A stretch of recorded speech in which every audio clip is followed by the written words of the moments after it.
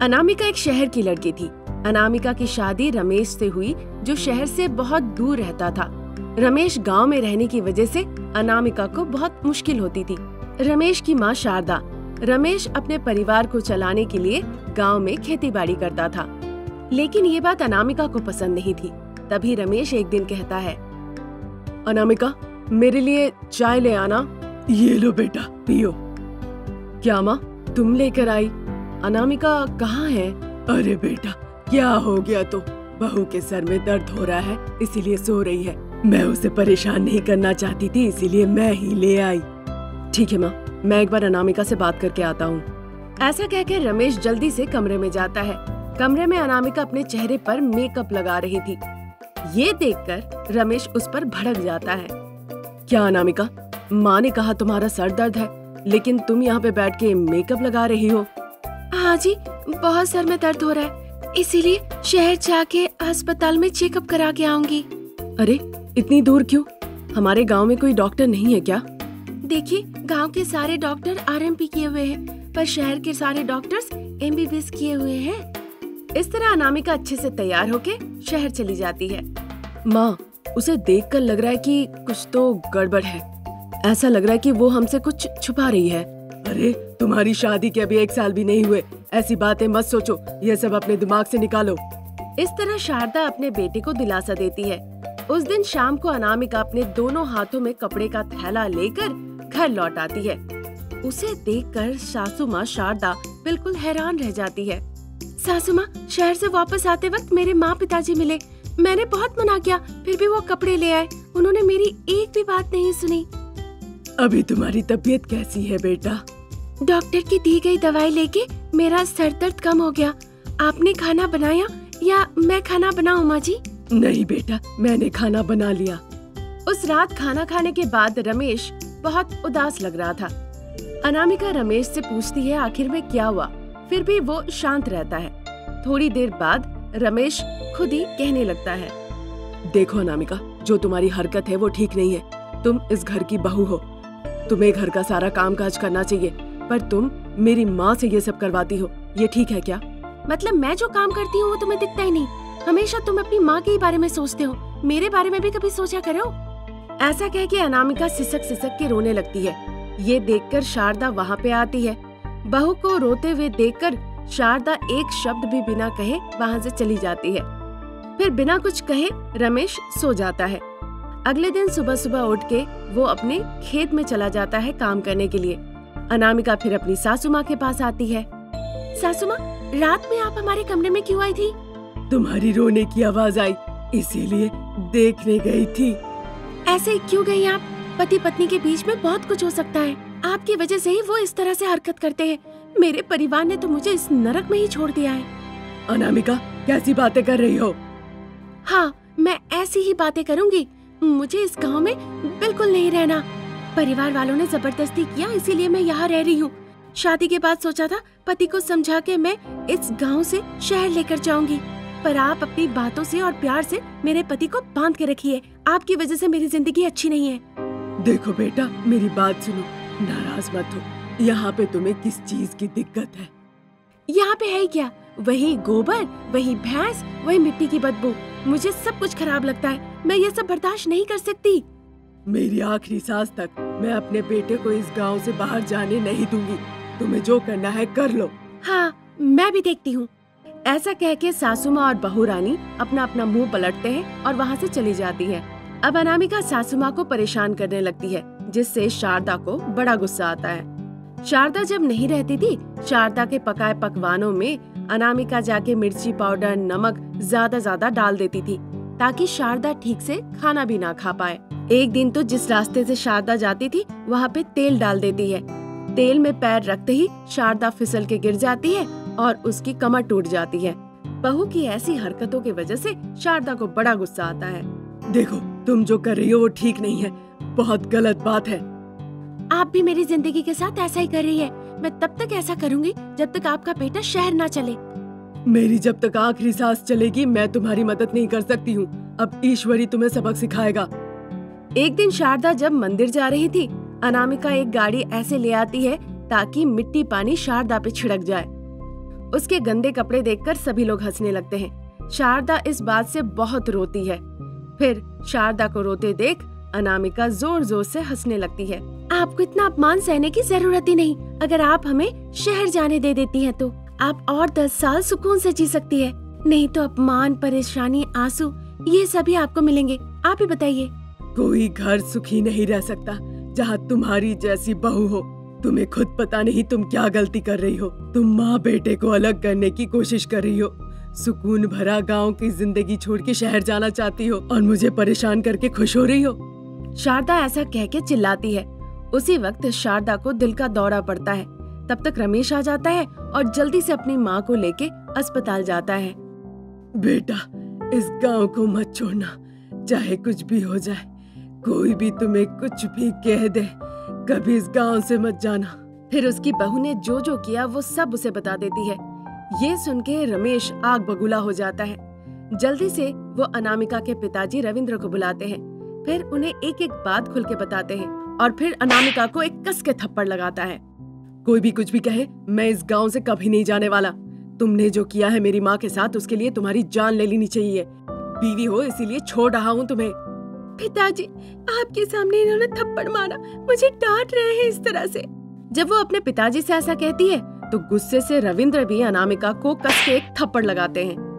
कोई माँ अपने बेटे को नहीं छोड़ती, चाहे वो अमीर हो चाहे वो गरीब हो।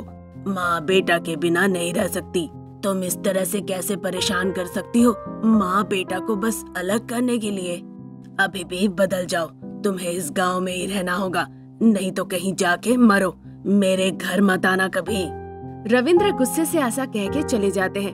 उनकी बातें सुन के अनामिका में बदलाव आता है। आंखों में आंसू लेकर वो अपनी सासू माँ के पैरों में गिर जाती है और माफी मांगने लगती है। शारदा अपने बेटे बहू को गले लगाकर बहुत खुश होती है। अनामिका में इस तरह बदलाव देखकर रमेश बहुत खुश होता है। फिर गांव में ही रह के वो परिवार खुशी खुशी जीवन बिताने लगता है। एक गांव में अनामिका नाम की एक शिक्षिका थी। अनामिका के पति रमेश भी उसी स्कूल में शिक्षक के रूप में काम करते थे। एक ही स्कूल में होने के बावजूद वो एक दूसरे से कभी बात नहीं करते थे। रमेश गरीब बच्चों को पसंद करता था और अनामिका हमेशा अमीर बच्चों से ही बातें करती थी। घर आने के बाद वो दोनों ट्यूशन भी लेते थे। धनी परिवार के 2 बच्चे श्याम और कीर्ति अनामिका के पास ट्यूशन के लिए हर रोज आया करते थे और रमेश के पास झोपड़पट्टी के आसपास रहने वाले गौतम और शांति नाम के 2 गरीब बच्चे ट्यूशन लेने के लिए आते थे। रमेश उनसे कभी कोई फीस नहीं लेते थे। तभी एक दिन रमेश कहता है, गौतम और शांति, क्या तुमने गौर किया है कि तुम्हारे आसपास के इलाके में क्या हो रहा है? हर जगह छोटे छोटे झोपड़पट्टी है, यहाँ बिजली तक नहीं है। तुम्हारे यहाँ बस 2 बार पानी आता है, पर तुम लोग ये सब कुछ बदल सकते हो। हम ये कैसे बदल सकते हैं सर? हम तो बच्चे हैं, हम क्या कर सकते हैं? मेरे पिताजी तो पैसे भी नहीं कमाते। मेरी माँ जहाँ काम करती है वहाँ से शाम के वक्त चावल और सब्जी ले आती है। हम कैसे कर सकते हैं, आप ही बताइए। अगर तुम लोग अच्छे से पढ़ाई लिखाई करके एक अच्छी नौकरी ढूंढते हो, फिर तुम लोग एक नया घर बना सकते हो। बाद में तुम लोग आस पड़ोस के लोगों को सहायता भी कर सकते हो। सर, अगर हम पढ़ाई करें तो ये सब कर सकते हैं? हाँ, इसीलिए अच्छे से मेहनत करके पढ़ाई करो। जो भी हमारी खुद की संपत्ति होती है वो बस शिक्षा ही होती है। आज बहुत मेहनत करके पढ़ाई करो, लोगों के सामने कल मिसाल बनो। बस यही होगी मेरी गुरु दक्षिणा। तुम लोग दोगे ना? बोलो। ठीक है सर, पर आप मुझे थोड़ा कम होमवर्क दीजिएगा। मेरी माँ सुबह से मुझे काम करने को कहती है, मैं ये सब नहीं कर पाती हूँ। जब शांति ऐसा कहती है तो पास में ही पढ़ा रही अनामिका दूसरे बच्चों को ये सुनकर हंसने लगती है। वो रमेश और शांति को देखकर हंसने लगती है और सोचती है कि वो भी अपने बच्चों को कुछ ज्ञान की बातें बताएगी। श्याम, कीर्ति, सुबह से शाम तक तुम लोग क्या क्या खाना खाते हो, एक बार बताओ। मैम, मैं जब सुबह उठता हूँ तो एक बड़ा ग्लास दूध पीता हूँ, फिर ब्रेड और जैम खाता हूँ नाश्ते में। दोपहर में अंडा फ्राई और चावल खाता हूँ। इस बीच में पिताजी के लाए 5 स्टार चॉकलेट खाता हूँ। शाम में मैं जूस पीता हूँ, फिर स्नैक्स खाता हूँ और रात में एक बड़ा ग्लास दूध पी के सो जाता हूँ। पर आप क्यों ये पूछ रही हैं? तुम लोग हेल्दी खाना खाते हो, साथ ही साथ तुम्हारे माता पिता तुम लोगों पे इतने पैसे खर्च करते हैं। तुम लोग तो विजयी हो गए ही होगे, पर कुछ लोगों के पास ना ठीक से खाने को है, ना ठीक से कपड़े पहनने को है, वो कुछ नहीं कर सकते। अनामिका की ऐसी बातें सुन के श्याम और कीर्ति हंसने लगते हैं। रमेश को इस बात से बहुत गुस्सा आता है। वो गौतम और शांति को उनके घर भेजने लगते हैं। देखो बच्चे, कल से तुम लोगों को यहाँ आने की जरूरत नहीं है। मैं तुम्हारे घर आऊंगा, वहीं पे हम पेड़ के नीचे बैठकर पढ़ाई करेंगे, ठीक है ना? ठीक है सर। सर, हमारे घर के पास सब कचरा है, बहुत गंदा है। वहाँ जब आइएगा तो अपने साथ एक बोतल पानी ले आइएगा। और साथ ही साथ वहाँ खाने के लिए भी कुछ नहीं मिलता, बहुत बदबू आती है, आप वहाँ बर्दाश्त नहीं कर पाएंगे। कोई बात नहीं, मैं वहाँ आके तुम लोगों को पढ़ाऊंगा। अब तुम लोग जाओ। ऐसा कहकर रमेश बच्चों को घर भेज देता है। अगले दिन अनामिका जब पढ़ा रही थी, गौतम और शांति स्कूल बहुत देर से पहुंचते हैं। छिच्ची, कितनी बार तुम्हें कहना पड़ेगा साफ सुथरे कपड़े पहना करो, गंदे होके स्कूल आते हो। ये बदबू बच्चे बर्दाश्त नहीं कर पाते। जाओ यहाँ से, जाओ क्लास के सबसे पीछे जाके बैठो और सबसे दूरियां बनाए रखो। तुम लोग स्कूल देर से आए हो ना, यही है तुम लोगों का पनिशमेंट। अनामिका ऐसा कहकर गौतम और शांति को पनिशमेंट देती है। पनिशमेंट की वजह से शांति रोने लगती है। हमने ऐसा कौन सा पाप किया है कि मैडम हमेशा इस तरह से हमें तकलीफ देती है? हमारी गलती है क्या कि हम गरीब परिवार में जन्म लिए? शांति, चिल्लाओ नहीं, अगर वो सुन ली तो हमें मारेगी। देखो, उनकी छड़ी बहुत बड़ी है। शाम को फिर से हमें पानी लाने के लिए भी जाना होगा। अगर मैडम ने मारा तो हम वो नहीं कर पाएंगे, इसीलिए चुप ही रहो। Silence, silence. क्या बड़बड़ा रहे हो? एक तो तुम लोग लेट आए हो और फिर बातें भी कर रहे हो। तुम जैसे बच्चों के लिए बाकी बच्चे भी बर्बाद होते हैं। तुम लोगों को फ्री सीट देके स्कूल ने बहुत बड़ी गलती की है। वैसे होमवर्क किया है? हाँ हाँ, तुम जवाब दो। मैडम, हाँ किया हूँ। शांति, तुमने किया है? हाँ मैडम। अनामिका उन दोनों का होमवर्क देखती है। वो कैसे भी उन्हें मारना चाहती थी, इसीलिए कहा कि होमवर्क में कुछ न कुछ गलती है। उन्हें हाथ निकालने को कहती है और उन्हें बहुत मारती है। जब भी तुम होमवर्क करते हो, कुछ न कुछ गलत ही करते हो। हम बेकारी तुम लोगों पे इतनी मेहनत कर रहे हैं। मैडम, मत मारिएगा, बहुत दर्द हो रहा है, मत मारिए मुझे। नहीं नहीं मैडम, मत मारिए। अनामिका के इस तरह से पीटने पे शांति गौतम रो रहे थे। वो दोनों को स्कूल से भेज देती है। रोते रोते ये भी स्कूल से चले जाते हैं। अगले दिन वो स्कूल नहीं आते हैं। उसके बाद भी वो स्कूल नहीं आते हैं। इस बारे में रमेश को पता चलता है।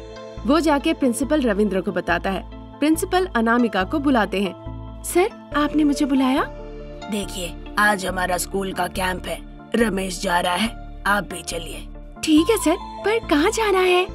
ये पास में एक छोटी सी बस्ती है ना, हम वहीं जा रहे हैं। क्या? वहाँ? पर क्यों सर? सुनिए, क्यों क्या ये सब मत पूछिए, बस हमारे साथ चलिए।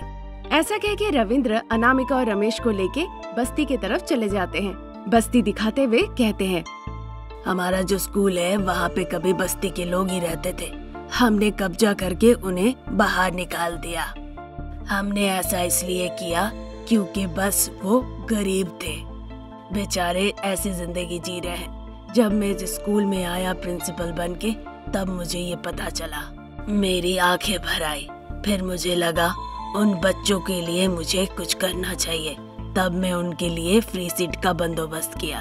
पर तुम उनके साथ बुरा बर्ताव कर रही हो और उन्हें स्कूल आने से रोक रही हो। सर, ऐसा कैसे कह सकते हैं? सच जाने बिना किसी और की बातें सुन के आप मुझे ऐसा कह रहे हैं? देखो, मैं तुम्हें कई दिनों से गौर कर रहा हूँ। तुम बस्ती के बच्चों के साथ दुर्व्यवहार करती हो, सम्मान नहीं देती और ना ही तुम्हारे मन में दया है। ऐसा नहीं है सर। एक बात कह देता हूँ अनामिका, तुम जहाँ काम करती हो वो उन्हीं लोगों से छीना हुआ है, चोरी किया हुआ है। वहीं से तुम्हें पैसे मिलते हैं। ये जो तुम्हारी अच्छी खुशी खुशी जिंदगी चल रही है, ये उन्हीं के दिए हुए है। जो मैंने कहा स्कूल के बारे में याद रखना। पर एक बात मैं चाहता हूँ, अगर तुम जान लो, कल से तुम्हारी स्कूल में कोई जरूरत नहीं, तुम्हें स्कूल से निकाल दिया जा रहा है। ऐसा कह के रविंद्र और रमेश वहाँ से चले जाते हैं। अनामिका तो पागलों की तरह रोने लगती है। उसे चक्कर आने लगता है, प्यास लगती है। गौतम शांति जल्दी से आके उसे पानी देते हैं। अनामिका को अपनी गलतियों का एहसास होता है। वो गौतम और शांति को गले लगा के बहुत रोती है।